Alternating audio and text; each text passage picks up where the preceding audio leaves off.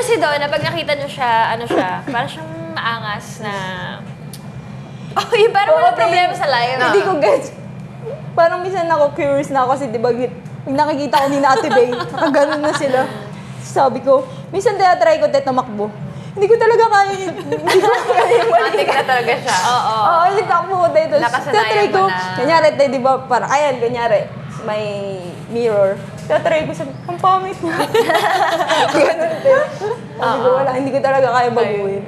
Pero meron ka bang other talents, other than volleyball? Ano pa ang mga kaya mong gawin? Mga konting sayaw lang, te. Wow, konti.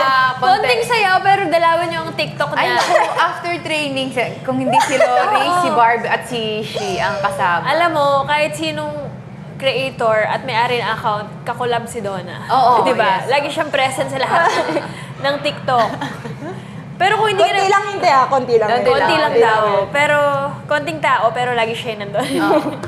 Lahat ng account. Oo. Ano naman ang hobbies mo? Kunyari, after training, anong hilig mong gawin? Or kung walang volleyball? Wala, ano lang, te. Di ba madami kami, banding lang sa sa bahay, sa mga pamangkin, te.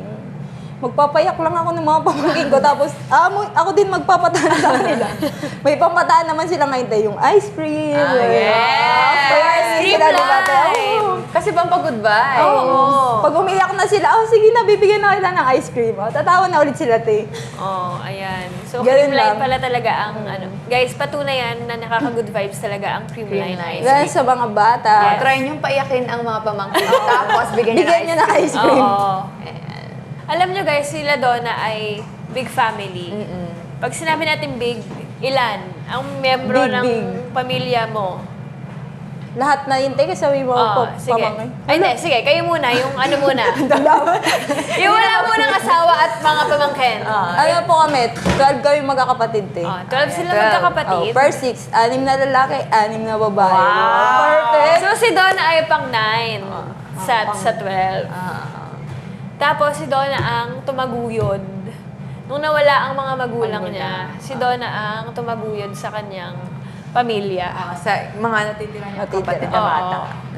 Ano ang naging responsibilidad mo nung nawala ang mga magulang mo? Lahat, sa akin naman po. Pero, okay lang sa akin kasi te, pangarap ko naman po yun sa mga kapatid ko. Na makatulong sa kanila. Iiyak na naman. Nagagalit na siya. Oo, iiyak na naman. Iiyakin naman. Mama na talaga yung gastos po sa lahat. Kuryente, tubig, pagkain. Iyak na naman. Grabe, sa ganyang edad, ilang taon ka na? 26 ate. 26, pero nakita natin kung gaano kalaki yung responsibility ni Donna sa pamilya niya. Pero yun nga, sabi niya nga, yun ang kanyang pangarap. Isa din sa diba? pangarap. And I'm sure, malaking motivation yun for her. Kaya niya ginagawa ang maglaro hanggang ngayon, di ba? Masaya yung madaming pamilya din. Magulo lang talaga. pag nag-aaway sila, sige na, ano lang yan, normal lang yan din, ganyan. Pero masaya po kasi, pagka, madami ka naman pong katulong. Yes. I mean, madami kang lalapitan, ganyan. Tsaka kapag mga occasion, ang saya, Ang saya, no? Pag dami. magkakasama kayong madami. Yung gagawin, nangingay niya. I'm sure pag Pasko, bagong taon, sama-sama kayo lahat. Opo, kasi nga po, magkakatabi lang naman po yung mga bahay bahay. namin. Dumating ka na ba sa point na parang gusto mo nang sumuko? Wala, te. Wala pong point na, kahit nga po nagtatanong sa akin, parang, hindi ka ba napapagod? Oo. Totoo. Hindi, kasi nakakapagod yun, di ba? Baka napapagod ako, pero hindi ko lang naiisip. Ganun. Pero minsan, te, pag sa training, kunyari pa uwi, sobrang init, tas ang dami kong ginagawa. May ganito tayo, may dadaanan. So na yun, sobrang init. Parang gusto ko na lang habang bumabiyahe, te, umiiyak na ako. Gusto ko magkotse kasi gusto ko may driver ako. Wow. Bakit? Wala mo sa mga anak. Lahat Totoo yan. naman. Kasi di ba si Ate May nung nakikita ng Si Ate Bay, si Ate MG, talagang... May mga driver. Oo, may mga driver, sila diba? ate. Ganun. Sabi ko, gusto ko na lang maging yung may driver din ako. Oo. So, sobrang init. Kasi minsan tayo yung, di ba, nakamotor nga. Oo. Tumatagos talaga sa sa jacket yung init. So looking back from your journey, ano yung pakiramdam na unti-unti na natutupad na yung pangarap? Masaya kasi nga po, sobrang layo ko na din talaga sa...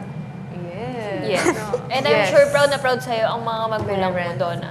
Sa dati. Sobrang grateful din po talaga ako na napunta ako sa Creamline. Iyak na. Shout out Rebis. Iyak. Sabi, Shout out iyak na. Rebis family. Yes. Pwede mo ba kayo iwan din siya? Isa pa daw. At pinapag-pray din natin na lahat na binibigay ni Donna, babalik sa kanya ng Oo. doble-doble. Di ba? Kasi hindi biro ang lahat ng sacrifices niya na ginagawa para sa pamilya. Kasi kung totoo, hindi mo naman sila na responsibilidad, di ba? Oo. Pero buong puso niya yung ginagawa. Eh. And alam mo, ang na-observe ko din kay Donna, kasi sa tagal na din natin kasama siya, di ko nakita or naramdaman sa kanya na sumusuko siya sa training. Oo. So, I think kaya nalaman natin ngayon kung bakit ganito siya ka-strong as a person. Kasi Yes. grabe din pala ang pinagdaanan nito ni Yes. Donna. Diba? So, sa training, grabe talaga, hindi ko siya naririnig nagreklamo or hindi mo makikita tinatamad siya sa training. Kasi nga sabi niya, Wow! hindi siya ganong klaseng tao. Oo. Yes. Pero I think, I think talagang doon mo na nabuo yung self. Oo. Ano pa ang pangarap mo para sa pamilya mo? Lalim. Pangarap ko. Sobrang dami namin tayo. Wala. Gusto ko lang din maging sumakses din sila sa buhay nila. Tayo. Yung sabay-sabay kami aangat. Ganun. Donna naman, nakaiyak naman si Sisi. Yeah, ayun naman din ang pangarap ng lahat. Oo. Pero sana kay Donna, talagang matupad lahat ng... Sa akin muna, te. Sa'yo Sa muna. dami- Oo, sa'yo muna, Donna. Oo. Dahil Papag-pray ka namin talaga, ramdam namin araw-araw. ang iyong sacrifice. Oo. At saka, Donna, napabilib mo ko. Mm. I mean, after hearing your story, talagang namangha ako sa puso na meron ka. Yes. 'Di ba? Kasi, hindi lahat kaya yun eh. 'Di ba? Pero si Donna talagang, yun nga, sinabi ko sa'yo na masaya siya Oo, sa ginagawa niya. ginagawa niya. Oo. At di siya napapagod. Mm. Diba? Hindi siya nagreklamo talaga. Napapagod siya, pero hindi Hindi siya ko na sumusuko. naisip. Hindi niya iniisip. Hindi ko na Hindi niya naisip. iniisip. Hindi ko na naisip, te. Yan. I-manifest natin ang kotse, ang driver, Yes. ang pangarap ni... Oo. Si MJ, ramin ko muna siguro. Oo. Kuya Rod. Pero, motor. Siya pa na lang yung motor. Okay, motor ka rin, may driver na. Oo. At least, dahil may tricycle ka na, may bubong na. Nag-improve na nga, te. At least may driver, pero nakamotor pa din. Oo, di ba? Grabe! Nabitin na naman tayo sa kwento ngayon! Kung gusto mo pa ng dagdag kwento, huwag mag-alala! Pag may time, kita tayo ulit sa susunod na episode! Grab a spot! Relax lang! At makitambay sa kwentuhan namin! Walang pressure! Chill lang! Follow us on YouTube, Spotify at Apple Podcasts para mapakinggan ang buong episodes ng Ang Podcast ng Mga May Time.